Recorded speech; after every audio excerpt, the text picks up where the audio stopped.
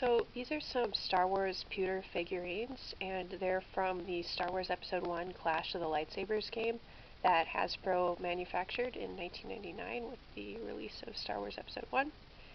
And one of the figures is Darth Maul, as you can see, and the other is Qui-Gon Jinn.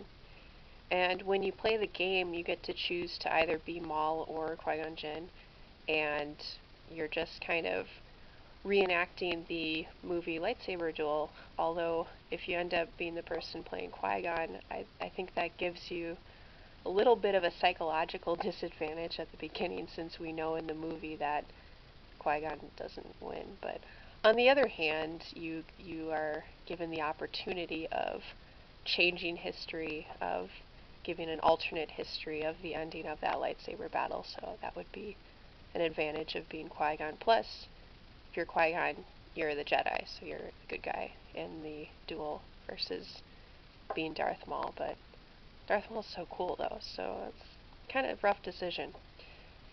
But yeah, these are just kind of some neat pewter figures, so I actually don't have the game itself anymore, if you're wondering, because there are cards to go along with it. It's this 2-player game, but I got rid of the game itself long ago, but I thought the figures were kind of neat and worth keeping, so I did, and here they are. So I would recommend that too. So what you could do is you could basically do what I did. I've seen the game on eBay. It seems like it's running for around $10 used. It's not too bad, including shipping.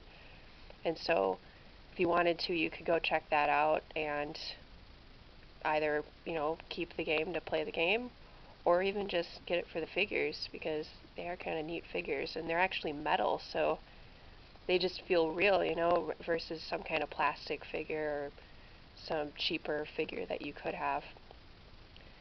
I do wonder how they decided to choose Qui-Gon to be the second character rather than possibly Obi-Wan, since Obi-Wan is really more popular than Qui-Gon. Nothing against Qui-Gon. It's just Obi-Wan's so established. He's in so many of the movies, and Qui-Gon's in just this one. So that's part of it, but what can you do? That's how it is. Oh, did I measure it? So these are about 2 inches tall. So they're kind of cute little figures that you can have hanging out on your bookshelf somewhere. But yep, that's just my quick review of these figures. And well, last thing is, you can have them kind of dueling like this. Like here, you can have Qui-Gon deflecting the Darth Maul blade.